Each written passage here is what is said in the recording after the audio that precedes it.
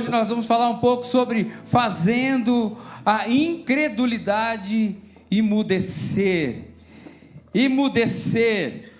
Eu não preciso explicar para você o que é isso. Mas eu imagino que você já deve ter passado só hoje, mais de uma centena de vezes, talvez, só hoje, você talvez ouviu uma voz na sua cabeça dizendo o que você deveria ou não fazer. Só hoje. Não vou nem dizer nos outros dias. Se você for como eu, você ouve de vez em quando uma voz falando para você: Marcelo, faça isso. Marcelo, não faça isso, Marcelo. Ficou aqui e já era. Nós somos tentados por vozes. Olha, você não é louco, calma, você não é maluco. Imagino eu, não sou psiquiatra, né? Mas não, já falei bobagem. Mas tudo bem, já foi. Sabe, o que fazer quando isso acontece? O que fazer? Quem realmente fala na nossa cabeça, no nosso coração ou nos nossos ouvidos? Quem realmente que fala? Será que é o Senhor querendo nos ensinar algo a respeito dessa direção que nós recebemos? Ou que temos recebido? Será que é o Senhor que tem falado ao nosso coração e à nossa mente decisões que precisamos tomar, posicionamentos que precisamos tomar, coisas que precisamos fazer, coisas que precisamos deixar de fazer? Sabe, por que eu estou falando isso? Porque muitas vezes a gente ouve coisas, muitas vezes, como eu falei, talvez só hoje uma centena de vezes, talvez. Quando que é Deus falando? Quando que é a minha carne falando? Quando que é a minha incredulidade daquilo que eu acho que talvez Deus não vai fazer?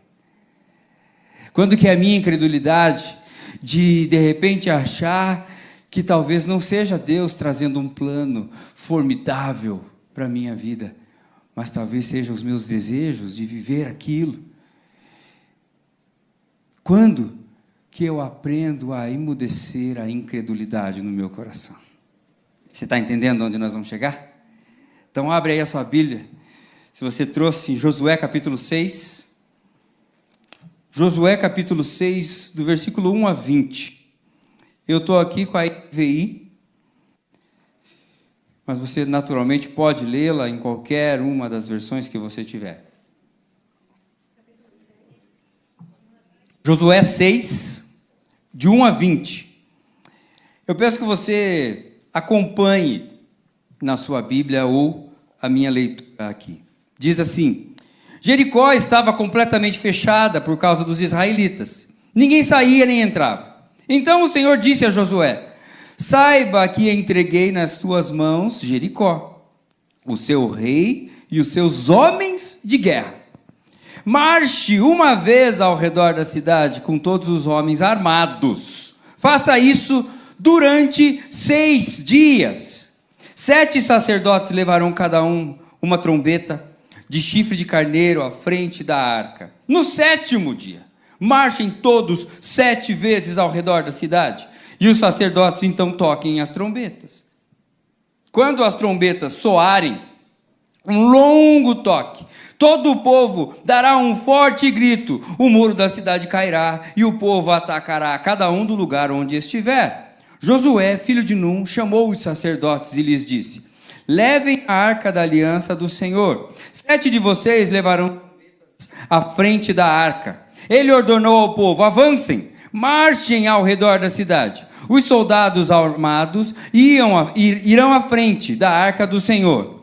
Quando Josué terminou de falar ao povo, os 7 sacerdotes que levavam as suas trombetas diante do Senhor saíram à frente, tocando as trombetas.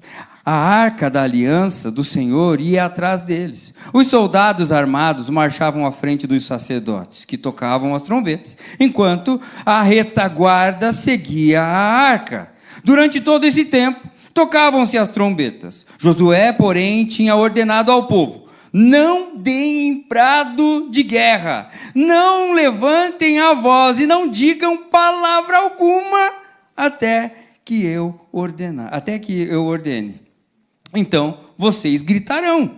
Assim Josué fez a arca da aliança do Senhor, fez a arca do Senhor dar uma só volta em torno da cidade. Depois o povo voltou para o acampamento onde passou a noite. Josué levantou-se cedo na manhã seguinte e os sacerdotes levaram a arca do Senhor. Os 7 sacerdotes que levaram a trombeta iam adiante da arca do Senhor, tocando as trombetas. Os homens armados iam à frente deles, e a retaguarda seguia a arca do Senhor, enquanto as trombetas tocavam continuamente. No dia seguinte, repetiram aquela ação. No 7º dia, levantaram-se ao romper da manhã e marcharam da mesma maneira 7 vezes ao redor da cidade. Foi apenas nesse dia que rodearam a cidade 7 vezes. Na 7ª vez, quando os sacerdotes deram o toque da trombeta, então Josué ordenou ao povo: gritem! O Senhor entregou a cidade a vocês. A cidade, com tudo o que nela existe, será separada ao Senhor para destruição. Somente Raabe, a prostituta, viverá, e todos os que estiverem na casa dela serão poupados, pois ela escondeu os espias que enviamos. Apenas fiquem longe das coisas separadas, não se apossem de nenhuma delas, para que não sejam separados para a destruição. Do contrário, trarão destruição e desgraça ao acampamento de Israel. Toda a prata, todo o ouro e todos os utensílios de bronze e de ferro são sagrados e pertencem ao Senhor e deverão ser levados para o seu tesouro. Quando soaram as trombetas, o povo gritou. Ao som das trombetas e do forte grito, o muro caiu. Cada um atacou do lugar onde estavam, e diz o texto que eles tomaram a cidade. Louvado seja o Senhor por esta palavra que foi lida. Pai, ministra na nossa vida agora o que o Senhor deseja ministrar a nossa vida, a nossa alma, o nosso momento de vida. Pai, o que essa palavra tem a ver com a nossa vida? O que essa palavra tem a ver com as vozes que nós ouvimos no nosso coração? O que essa palavra tem a ver com a incredulidade que nós colocamos ante ao Senhor, diante da nossa vida? Pai, fala conosco e aplica hoje, neste momento, a Tua palavra na nossa vida. E que hoje saiamos daqui dispostos a viver algo novo, algo intenso, na santa e preciosa presença do Senhor. E é em Teu nome santo que nós oramos. Amém.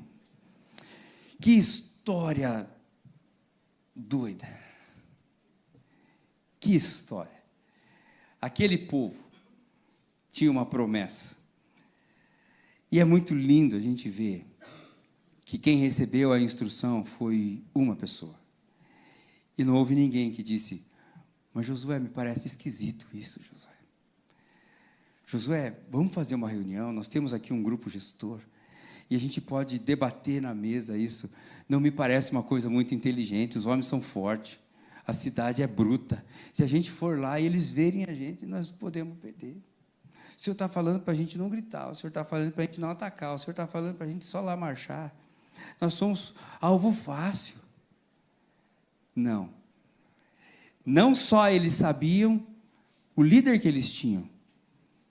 Porque se você for ver a história de Josué até esse momento, Josué já tinha vivido grandes coisas, depois que ele tinha assumido. Moisés morreu, aquele menino, a gente chama de menino, nessa altura do campeonato não era mais menino, mas viveu, ele viu tudo aquilo que o povo viveu durante 40 anos. Ele viu milagres acontecendo na frente dele, ele viu pessoas morrendo. Sabe, a liderança de Josué era chancelada pela obediência dele à voz de Deus. Então, quando ele fala assim: sacerdotes, façam isso. Eu fico imaginando assim: o homem falou, vamos. O homem falou, pé na estrada. Vamos pegar o que ele falou para fazer e vamos fazer. Sabe, a respeito dos projetos de Deus para o seu povo, Jó declarou da seguinte forma, em Jó capítulo 42, versículo 2. Bem sei que tudo podes, e nenhum dos seus planos pode ser frustrado. Deus tinha um plano. Deus tinha um projeto, Deus tinha um propósito com tudo aquilo que Ele estava propondo para o povo, mas Ele sabia que tinha uma promessa. E os planos do Senhor jamais serão frustrados em relação ao seu povo. Quando Deus tirou Israel do Egito, seu plano era, então, introduzi-lo na terra prometida. Esse era o plano. Porém, assim como na minha e na sua vida, para cumprimentos de propósitos, das promessas do Senhor, existem empecilhos no nosso caminho. Oh, quem dera se não tivéssemos empecilhos. Mas assim como na vida do povo existiam empecilhos que precisavam ser removidos, e a cidade de Jericó era um destes empecilhos. O que podem ser empecilhos na nossa vida que precisam ser tirados para que as promessas do Senhor sejam estabelecidos? Aqui nós falamos hoje várias vezes sobre o pecado, e muitos de nós às vezes nos enredamos em pecados, grandes, pequenos, e eles nos atrapalham e se tornam empecilhos. Mas por que eu não vivo as promessas do Senhor? Porque... Olha o seu coração, olha a sua vida, vê se de repente não existem empecilhos. Talvez eu e você temos 95% de santidade. O quanto isso garante? 0. Não existe 95% de santidade. A palavra de Deus diz que sem santidade ninguém verá a Deus. É sem santidade. É que ali não está escrito, se você olhar nas entrelinhas, está ali escrito assim, quem não tiver 100% de santidade, é que você não leu direito, você não leu direito. Nós precisamos viver a santidade, e é 100%, não é meia boca, não é um dia sim, outro dia não, é 100%. Nós precisamos viver a santidade. Sabe, segundo Paulo, todo aquele que é nascido de novo, se torna, de certa forma, cooperador de Deus. 1 Coríntios capítulo 3, versículo 9 vai dizer que nós somos cooperadores de Deus. Mas se essa importante função, eu e você somos nascidos de novo, então agora nós passamos a ser cooperadores de Deus. Olha, fomos promovidos, cooperadores de Deus. Mas essa importante função, ela passa a ser comprometida se eu não tenho fé. Se a incredulidade toma conta da minha vida. Que ajudante de Deus que eu vou ser? Que cooperador de Deus que eu vou ser, se eu não tenho fé, sabe? Se eu não tenho fé que Deus vai fazer, se eu não tenho fé que Ele pode me curar, se eu não tenho fé que as promessas dEle vão se estabelecer na minha vida, se eu não creio no próprio Senhor, que cooperador eu serei, sabe? Não seria possível para Josué tomar aquela cidade, não seria. Jericó era uma cidade fortemente protegida e armada, sabe? Mas ele não poderia fazê-lo se ele não acreditasse no plano de Deus. E cá entre nós, que plano, né? Se fosse a gente, talvez a gente fosse aquele que falasse, Josué, vamos conversar. Mas ele não teria vencido se ele não tivesse acreditado na palavra do Senhor. Dessa maneira, por mais absurdo que pareça, nós não devemos questionar a palavra de Deus. Nós não devemos. Semana passada nós falamos aqui de Naamã. E Naamã, ele questionou. Quando colocaram ele, quando o ajudante do profeta falou para ele assim, vai no rio Jordão e mergulha 7 vezes, ele falou assim, mas lá na minha terra não tem rio melhor, aqui eu não vou fazer isso. Ele questionou aquilo que veio de Deus. Mas nós aprendemos na semana passada que nós precisamos obedecer. Nós precisamos obedecer. A maioria dos impedimentos para o agir de Deus em nosso favor, seja na situação da dor, seja na situação, em circunstância que for, o maior impedimento está em nós mesmos. Está em nós. Sendo que o pior deles é a falta de fé. Em Lucas, capítulo 9, versículo 41, Jesus respondeu para o povo, para aqueles ajudantes, para os discípulos dele que não estavam conseguindo lidar com um menino doente, endemoniado, ele fala assim, ó geração incrédula, ó geração incrédula. Falou diretamente a fé daqueles que caminhavam com ele. Sabe, está escrito em Hebreus capítulo 11, versículo 6, que sem fé é impossível agradar a Deus. Então, a incredulidade, ela tem o poder de impedir o homem. A incredulidade tem o poder de impedir a minha vida, de impedir a sua vida, de desfrutar das promessas eternas de Deus. A incredulidade, ela tem poder, porque nós damos poder a ela. E ela tem poder de nos proibir, de nos impedir, de desfrutar das promessas de Deus, que são eternas. Sabe, então, o que Deus quer ensinar para mim e para você hoje a respeito deste tema? O que o Senhor quer falar para mim e para você, de maneira que, daqui a pouco, 9h30, 9h40, 9h45, se eu me empolgar, você vai embora daqui. E o que você vai levar? Que lição você vai levar para a sua vida? O que você pode aplicar hoje na sua história à luz disso que o Senhor está ministrando? E a primeira lição que o Senhor ministrou a mim, e eu imagino que Ele vai ministrar ao seu coração, é que, para que eu e você possamos desfrutar das promessas eternas do Senhor e calar a incredulidade no nosso coração, nós precisamos entender que a vitória, quem quer vitória aí nas lutas? Tem gente que não quer, então não precisa. Quem quer vitória? Quem quer vencer as lutas? A vitória passa por ouvir, reconhecer e obedecer a voz de Deus. A vitória que eu e você queremos viver na nossa vida, ela passa por ouvir, por reconhecer, porque ouvir a gente ouve. Lembra que eu falei? Todo mundo aqui ouve. Agora, todo mundo consegue reconhecer a voz de Deus falando? E se nós reconhecermos a voz de Deus, nós precisamos obedecer. A vitória passa por esse caminho, de ouvir, reconhecer e obedecer à voz de Deus. Há poucos dias, e eu gosto muito de esporte, gosto mesmo, e às vezes minha mulher fala assim, quem que está jogando? Eu falei, não sei, estou assistindo. É um jogo. Eu gosto de futebol, estou assistindo. Às vezes o jogo é ruim mesmo. Mas eu estou lá, eu gosto de ver. Enfim. E aí estava passando a Olimpíada. E a Olimpíada tem umas coisas ruins mesmo de ver, mas eu gosto também. E aí estava passando as Paralimpíadas. E eu estava vendo as corridas dos cegos. É impressionante ver cegos correndo. Eles correm corridas curtas, né? 100 metros, 400 metros, essas que eu estava vendo. E eles correm, e eles não correm sozinhos. Tem alguém que corre junto com eles. Eles chamam de guia. E esse guia, ele dá a direção. Eles têm que correr dentro da raia, né?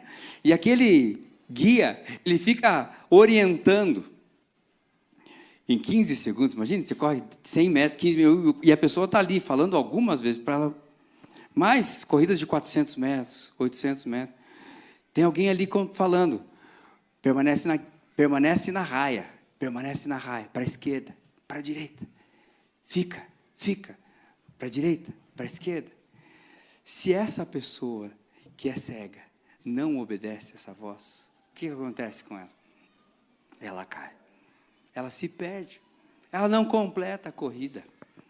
E é muito interessante a gente pensar nisso, porque ela está o tempo todo ouvindo alguma coisa que ela precisa fazer, e se ela não obedecer, não faz sentido ela estar ali naquele lugar.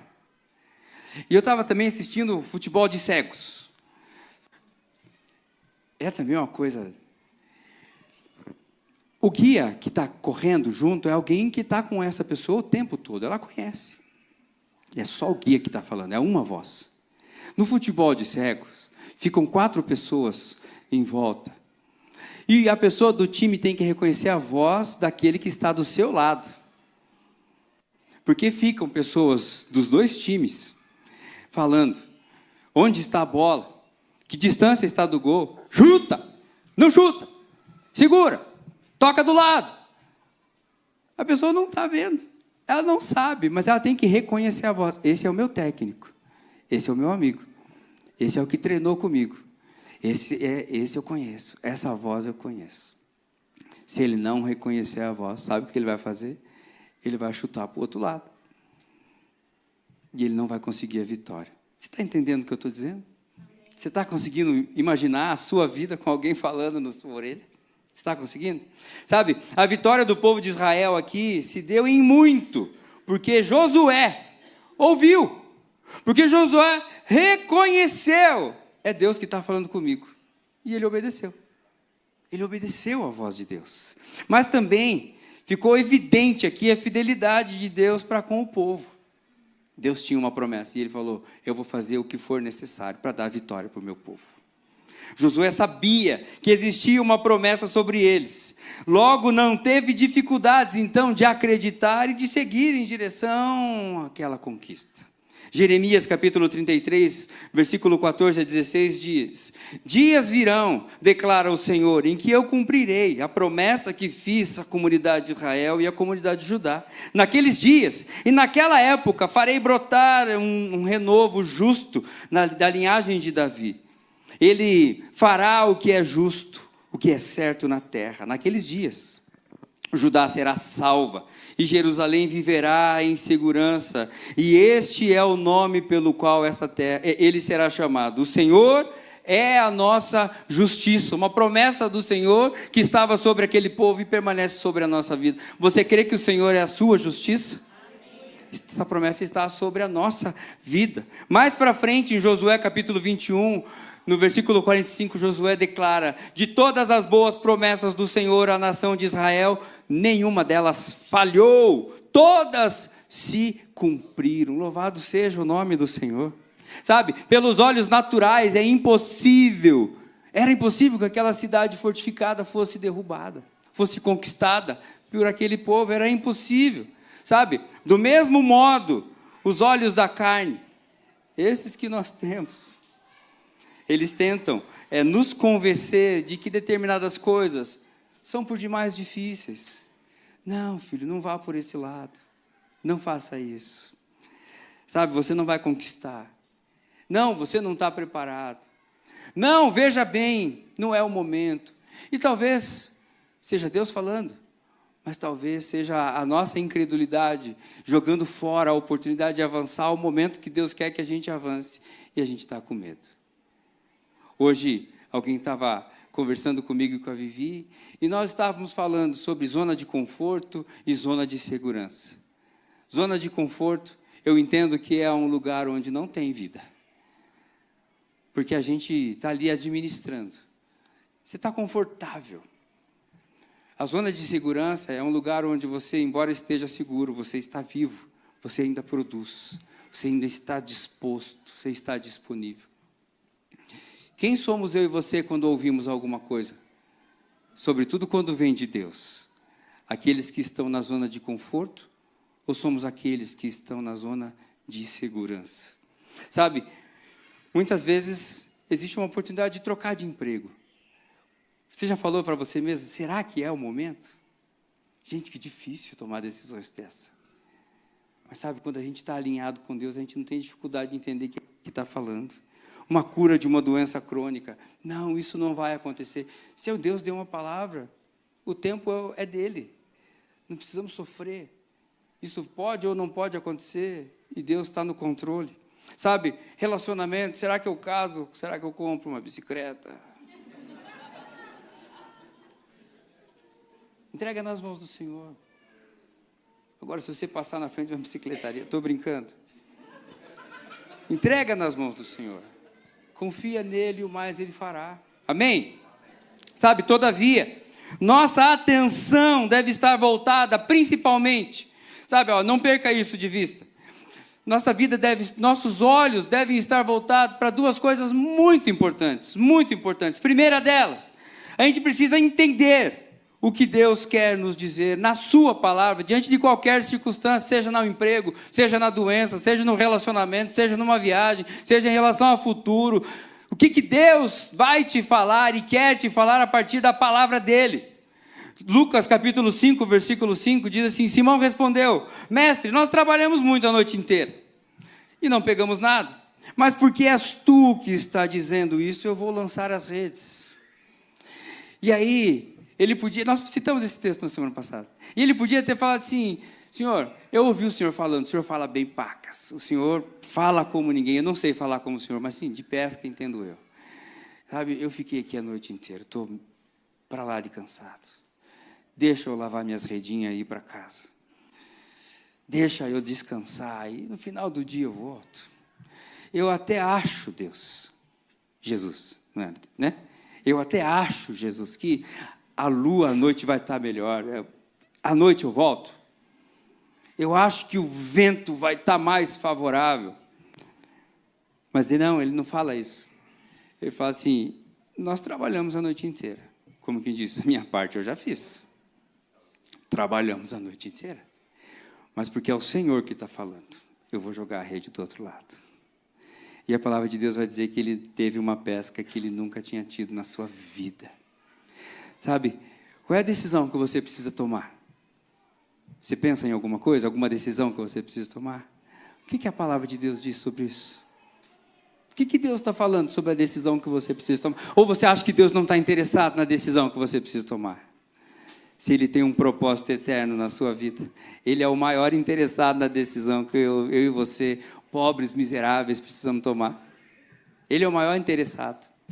Sabe, a segunda coisa que nós não podemos perder de vista é que, além de olhar para a palavra de Deus, nós precisamos viver um relacionamento com Ele ao ponto de entender o que o Espírito Santo está nos orientando acerca destas decisões. O que então agora é o Espírito Santo? Lembra da vozinha? Então o que é o Espírito Santo que está ministrando na minha e na sua vida? Atos capítulo 13, versículo 2, vai dizer: enquanto adoravam ao Senhor e jejuavam, o Espírito Santo disse: separem-me Barnabé e Saulo para a obra que eu tenho chamado.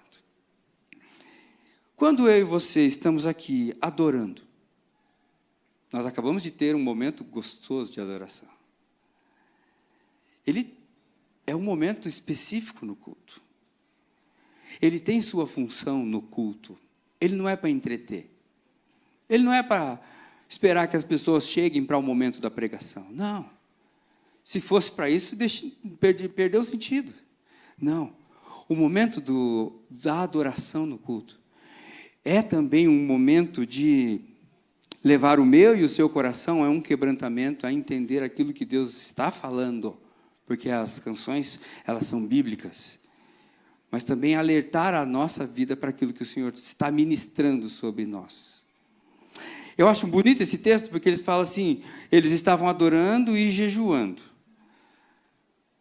A gente pode brincar com essa ideia de falar assim, aqui ninguém estava comendo enquanto estava cantando, então nós também estávamos adorando e jejuando. E o que o Espírito Santo falou para mim e para você? Ele falou algo novo? Ele trouxe algo? Ele falou que Ele quer algo na sua vida? Aqui, o Espírito falou sobre duas pessoas que estavam sendo preparadas e enviadas, e o resto da história você sabe, o que Paulo se tornou para a igreja de Cristo na terra. Durante os louvores, o Senhor ministra no meu e no seu coração. Durante os louvores, a libertação do Senhor pode vir. Durante os louvores, como foi cantado, a cura do Senhor pode impactar o nosso corpo, a nossa alma, a nossa história.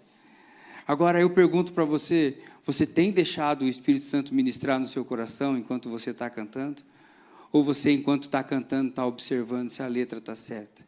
Ou você está observando se os músicos estão tocando certo? Eu confesso, para nós que tocamos um pouquinho, nós somos ruins, mas nós tocamos um pouquinho. De vez em quando dá isso tira a nossa atenção. É que a gente é meio mitidinho, e aí quando o baterista fala assim, o baterista não orou essa semana, atravessou tudo ali. Mas sabe, o louvor não é para a gente ficar notando se está certo ou se está errado. Não, o momento do louvor é para a gente falar assim, Senhor, eis-me aqui, fala comigo, transforma a minha vida. Espírito Santo, ministra na minha vida agora o que o Senhor quer que eu faça, que se o culto acabar agora para mim, eu já fui visitado, já fui transformado. Você está comigo aqui, não? Ouve o que a palavra de Deus tem a te dizer, mas fique atento para entender o que é o Espírito Santo. Porque a vitória para as lutas da nossa vida, a vitória para as lutas da nossa história passa por ouvir, reconhecer e obedecer à voz de Deus. Amém? Vamos avançar aqui que o tempo urge. E a segunda lição que nós queremos tirar hoje aqui é que além então de ouvir, reconhecer e obedecer à voz de Deus, eu e você precisamos reconhecer e descobrir e viver que a fé produz em nossa vida o grito da vitória. A fé produz em nossa vida o grito da vitória. Sabe, a instrução dada por Deus a Josué foi muito clara. O povo deveria então rodear a cidade por 6 dias seguidos. E no 7º dia deveria rodear 7 vezes. E somente na 7ª volta o povo deveria gritar. Está ali o texto, deixa muito claro isso. Enquanto isso, olha a dificuldade. Enquanto isso, nenhum som, além do liberado, as trombetas. Nenhum burburinho.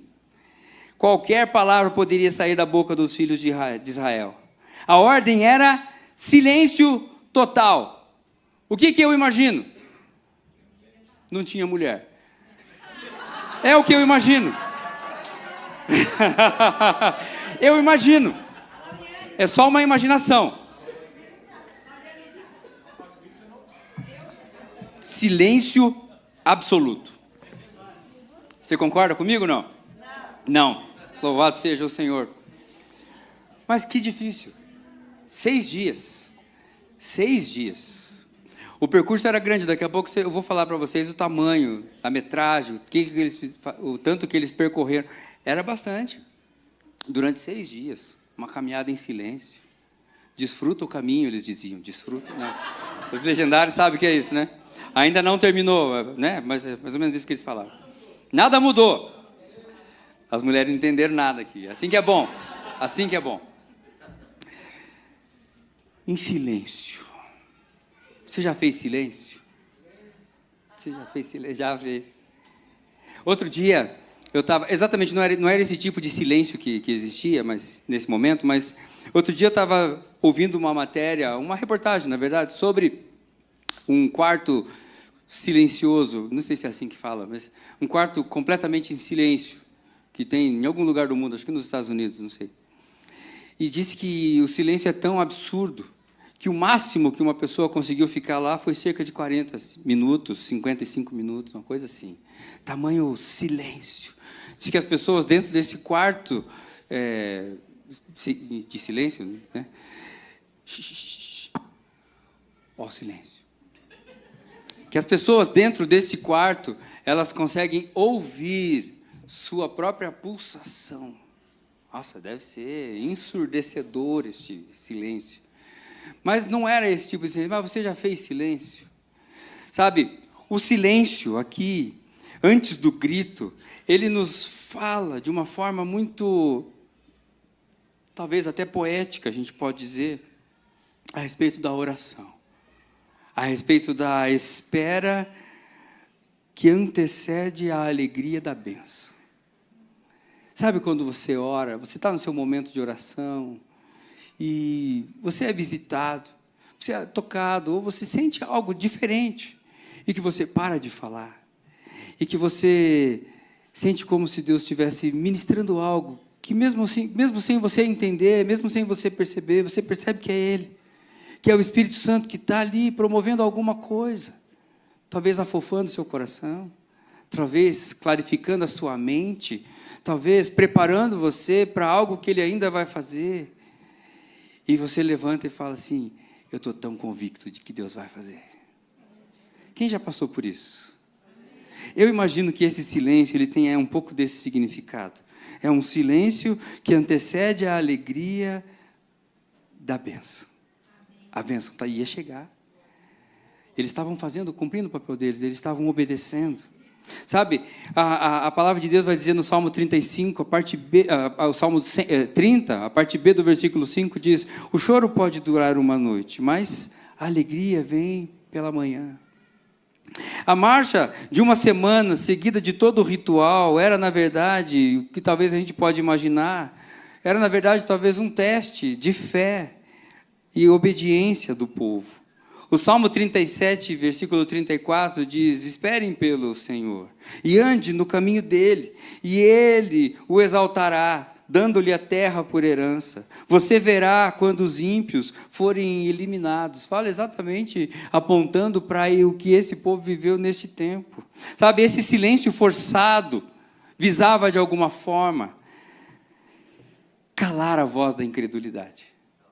O silêncio forçado visava, de alguma forma, calar a voz da incredulidade, que com frequência aparece para mim e para você, quando os nossos problemas também se manifestam, sabe?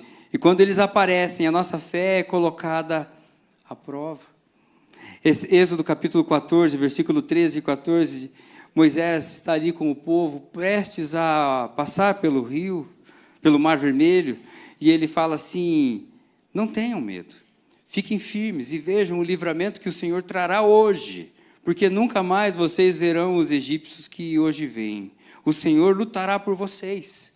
E ele termina a frase falando assim: fiquem calmos. Fiquem calmos.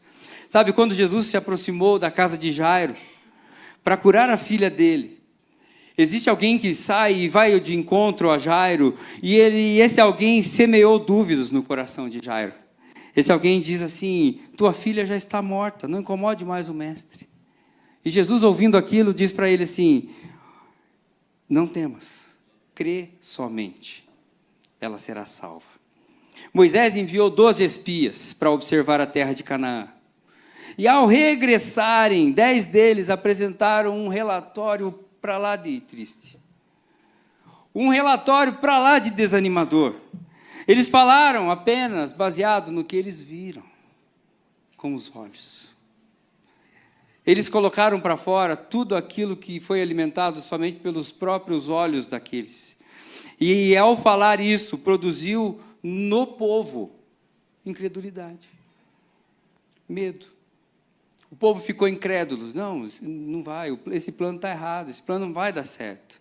Sabe, por essa razão, todos os que duvidaram de Moisés, por consequência, duvidaram de Deus, achando que Deus não ia cumprir a sua promessa, todos os que duvidaram, abraçaram aquela visão incrédula. Então, todos estes foram responsáveis pelos breves 40 anos que eles viveram no deserto. Todos estes. Porque tiveram a sua fé baseada naquilo que eles viram e não naquilo que era promessa de Deus. Não numa palavra. Não tiveram a sabedoria de olhar para o que eles já tinham vivido. A exemplo, Êxodo capítulo 13. Quando Deus deu a palavra e Deus cumpriu ali, na frente deles. Tiago nos aconselha, no capítulo 1, versículo 19, todo homem, pois, seja pronto a ouvir e tardio para falar. O crente deve andar por fé e não por aparência. Nós devemos andar por fé, viver por fé e não pelas aparências. A murmuração é mantida principalmente por falta de temor a Deus, somada à incredulidade. A murmuração, ela é mantida na nossa vida por falta de temor a Deus, somada à falta, pela nossa incredulidade. Sabe, a murmuração é mantida, e sendo mantida, ela nos faz perder a capacidade de crer nas promessas de Deus. Segundo a arqueologia bíblica, Jericó, ele tinha uma extensão de 48 quilômetros quadrados. É grande isso. O povo, 6 dias, 48 quilômetros quadrados. No 7º dia, 7 vezes.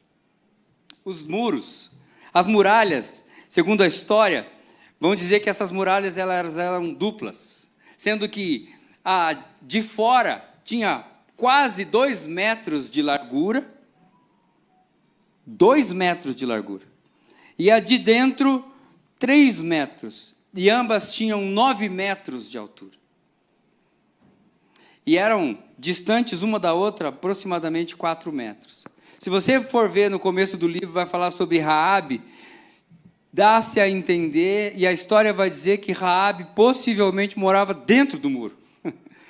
O muro era grande. Talvez Raabe morasse dentro do muro. Eles entraram por um buraco, e esse buraco também dava acesso à casa dela. E ela guardou os espias. Imagina, alguém que vivia dentro do muro. Os muros eram grandes. Mas a palavra de Deus vai dizer que, em obediência, os muros caíram. Olha o tamanho desses muros. Passava uma carroça em cima. Os muros eram fortes. Mas eu preciso dizer para você, assim como muros iguais a esses que tinham e foram derrubados, existem muros espirituais. Existem muros circunstanciais, de todo tipo, que estão também diante de nós. E como que nós nos posicionamos diante destes obstáculos? Muitas vezes, alguns destes muros, eles são colocados diante de nós pela incredulidade. Deus fala e eu falo, não vou, não dá. Deus, ele abre e eu falo assim, não vou passar. E muros começam a ser levantados entre eu e a promessa de Deus. Entre eu e a libertação. Entre eu e o cuidado de Deus. Entre eu e um aprofundamento no meu relacionamento com Deus. Muitas vezes estes muros são colocados pela minha falta de fé. E eu imagino que na sua vida não seja diferente. Sabe, quando a gente olha para a Bíblia, a gente encontra alguns exemplos. Por exemplo, a mulher do fluxo de sangue. Para ela, a exigência cerimonial da lei era um obstáculo a ser vencido. Aquela mulher estava sangrando por 12 anos. E Levíticos capítulo 15, versículo 25, diz assim, quando uma mulher tiver um fluxo de sangue por muitos dias, fora da sua menstruação normal, ou um fluxo que continue além desse período, ela ficará impura. Alguém impuro não pode estar no meio das pessoas, alguém impuro não pode estar com a sua família, alguém impuro não podia estar na frente do mestre. Então, aquela exigência cerimonial se tornou um muro para aquela mulher. Mas num dia, ela teve fé. Ela venceu a incredulidade, teve coragem e tocou na orla do mestre. A palavra também vai dizer sobre o paralítico no tanque de Betesda. Para ele, o obstáculo se tornou então o fato de que para ele conseguir a bênção, alguém tinha que levar ele. E ele não conseguia se mover. Ele não conseguia sair do lugar. Ele dependia. Sabe, às vezes eu e você falamos assim, eu só vou se alguém for comigo. Eu só vou se... Enfim, você sabe do que eu estou falando. Talvez hoje Deus está falando assim, você não depende de ninguém. Ninguém precisa pegar na sua mão e te levar na frente. Ninguém precisa te pegar pela mão e te levar até a água. Ninguém precisa te pegar até a mão. Não, a gente não precisa. Jesus fala diretamente comigo. Jesus está falando diretamente ao seu coração. Hoje, o desejo do meu coração é que muros sejam derrubados. O muro da incredulidade. Os muros que nos separam de experimentar a graça e o cuidado de Deus. Enquanto o teclado vai ministrando e os músicos já vão se preparando, queria que você também olhasse para a vida de Zaqueu. Sabe, a muralha na vida de Zaqueu era talvez a sua estatura, mas também o seu estilo de vida. Talvez passava pela vida de Zaqueu a curiosidade de conhecer Jesus e a convicção de que Jesus não se importaria com ele. Não, esse homem, ele é especial, mas ele não se importa comigo, eu não tenho valor para ele. Mas por curiosidade ele sobe numa árvore. E lá na árvore Jesus fala assim, ei, Zaqueu, eu tenho um negócio contigo. Passa um café que eu gosto dele sem açúcar. E Jesus entra na casa de Zaqueu e transforma a vida daquele homem. E toda aquela muralha que existia na vida de Zaqueu vai por água abaixo. Sabe? Mas a gente também pode olhar para a vida de Bartimeu. Bartimeu era um cego. Por si só, ele tinha algumas barreiras, algumas muralhas. E eu fico olhando. Ele era um cego que vivia à margem, que vivia na rua. Talvez ele tinha várias dificuldades. Primeira delas, naturalmente, a Bíblia diz, ele era cego. Segunda coisa que talvez fosse um problema para eles, por ser um morador de rua, por viver na rua, não sei se ele morava na rua, mas ele vivia na rua, passava dias na rua, talvez as pessoas olhassem para ele como assim, não. A gente faz aqui, de vez em quando, alguns trabalhos com os garis da nossa cidade. E uma das coisas que foi ministrado ao nosso coração, desde o primeiro encontro que nós fizemos, foi que nós tínhamos o desejo de transformar os garis da nossa cidade em alguém invisível para alguém amado.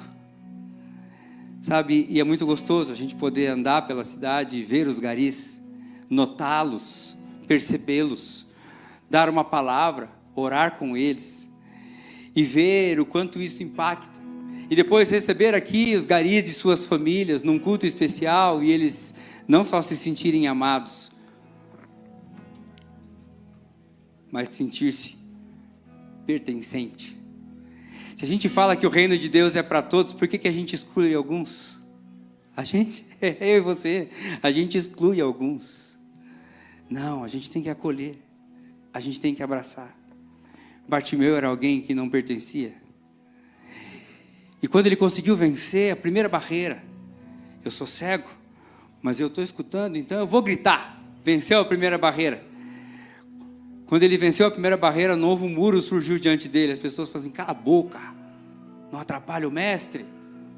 Você acha que o mestre vai vir falar com você, rapaz? Você acha que ele vai dar bola? Você é um cego, você está na rua. Bartimeu, chega mais.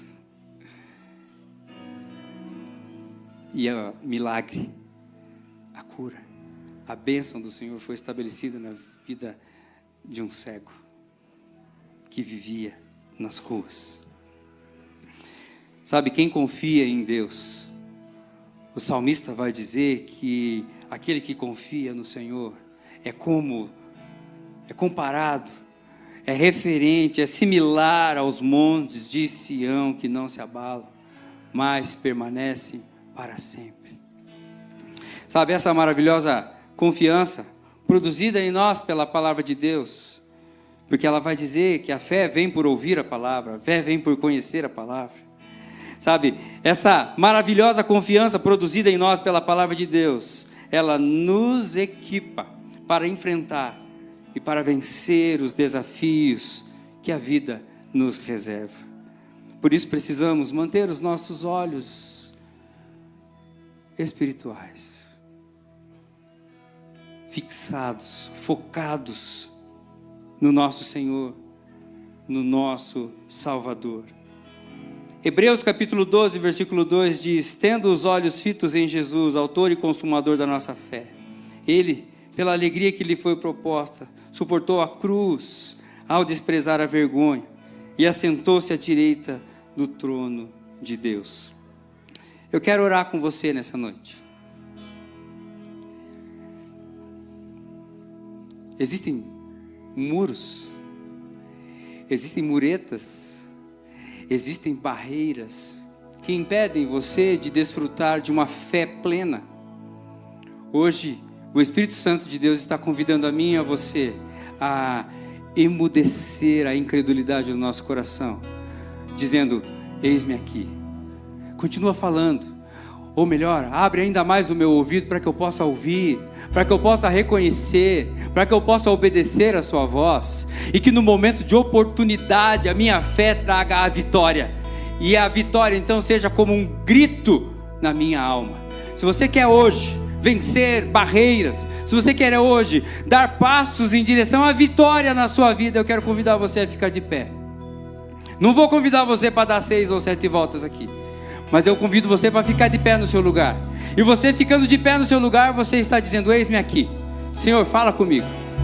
Me ajuda a emudecer a incredulidade e abre o meu coração para que eu possa ouvir, reconhecer, obedecer e dar gritos de vitórias. Nós podemos hoje entregar a nossa vida, entregar os nossos medos, confiar ao Senhor os nossos momentos de incredulidade. Ah, Deus, que bom a gente poder olhar e ver a mulher de fluxo de sangue, ver Jairo, ver Bartimeu, ver Zaqueu. Obrigado, Deus, porque são homens e mulheres assim como nós, que o medo bate a porta, que o medo bateu a porta, que as dificuldades se apresentaram como algo tão palpável, mas existia uma palavra, existia Jesus acolhendo, abraçando, liberando poder. Ah, Deus, que sobre a nossa vida neste tempo, a palavra do Senhor possa fazer sentido, e que as promessas do Senhor, Deus, sejam plenamente vividas por cada um de nós. Pai, a Tua palavra diz que as Tuas palavras não voltam atrás, e a Tua palavra diz, Deus, que o Senhor está cuidando de nós. A Tua palavra diz que todas as coisas cooperam para o bem daqueles que amam ao Senhor e foram chamados segundo o Seu propósito. Ah, Deus, continue estabelecendo em nós e a partir de nós a Sua vontade, que é boa, perfeita e agradável. E que eu e os meus irmãos possamos desfrutar da plena vitória, do gozo, da alegria de reconhecer que somos vencedores, porque caminhamos e vivemos com Cristo Jesus. Ah, Deus, dá a vitória para o seu povo, mas também amplia a audição, dá-nos intimidade para reconhecer quando é o Senhor que está falando, e dá-nos ousadia, coragem para nos mover ou paralisar diante da sua ordem, em nome de Jesus. Amém, amém e amém.